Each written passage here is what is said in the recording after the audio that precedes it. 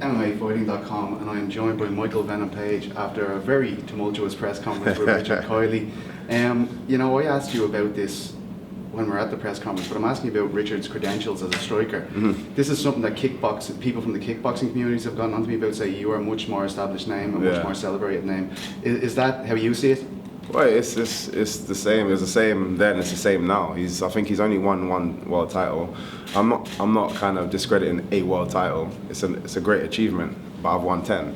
He's only probably won one Irish competition. I've won untold amounts. Like, it's just, I can't even count the amount that I've won. So you can see the difference in caliber. Do you think he has to use opportunities like those to try and get into your head because of the gulf between you guys in terms of striking? Oh no, that's just, I guess that's just his character anyway. I don't think it's a specific tactic. It's just his character. He's used to screaming as loud as possible and hoping to get somebody's attention. And like I said, everything just seemed to align perfectly. He's got my attention, and he's gonna probably wish he didn't do that now. What do you think of the guy personally after being up there with him? Because it got very heated there during the face-off, and it seems like he's joking sometimes, and then it gets very serious. Like, I mean, is it hard to get a read on this guy? No, I'm not really trying to. I see him as a joke, full stop. Like, everything about him, his whole career in MMA seems funny to me. He's I don't know what his record is again, like 3-1 or 4-1. But he's already had retired and come back, and so it just feels everything about him as a fighter is a joke, and he kind of plays up to it on stage.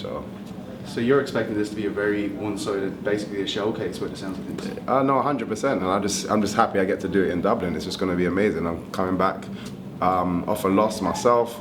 It'd be good to just make a little bit of noise and then get back to serious work. That's what I'm trying to say. I'm kind of focusing, obviously, on this fight, and I'm not deterring my training away, but I'm not taking him seriously enough to even analyze him in any way, shape or form. If I fought him today, it'd be a problem for him. What's it like dealing with the loss? Because obviously you are the man when it comes to the viral knockouts, and that one kind of had a viral following to it as well. Mm-hmm. Is that difficult to deal with being on the other side of the coin? No, not at all. Anything I do goes viral. Whether I win, whether I lose, it goes viral, because that's just what I do. So it's nothing new. Like, I mean, it didn't feel like a new experience dealing with that kind of traction. Like, I felt like a lot of people are jumping all over you. You know what I mean? Like, and this is a huge fight, one of the best welterweights in the world you're up against. Yeah, no, of course. Everyone's gonna have their own opinions, but for me, people don't understand what I've had to do before to get to where I am now. So in the kickboxing world, I had my ass whooped multiple times, lost. We used to fight week in, week out.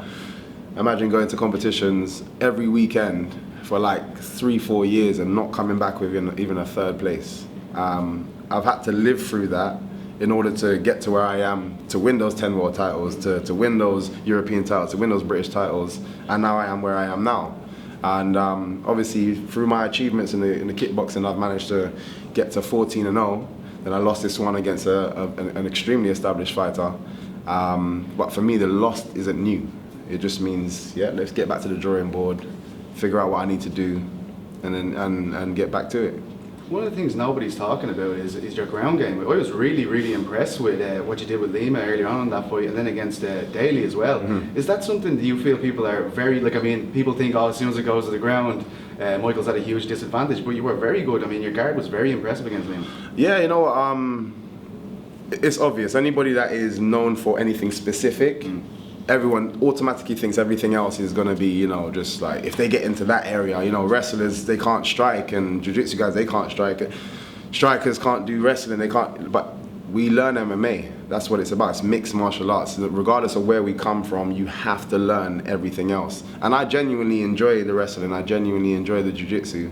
So I'm hoping that it is getting better. And as you say, I've managed to prove it, but I want to be a bit more dominant on the floor versus defensive. And I still got, I'm still learning, I'm still enjoying learning, and that will come.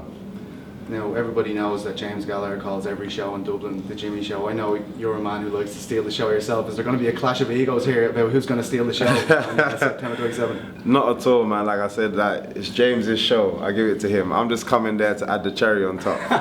That's it. I'm just coming there to have some fun, drop that little cherry. know what I mean, add that little salt to the already amazing show. So I don't like to change any of that. James is my boy. Thanks so much, Will. That's No great. problem. Thank you.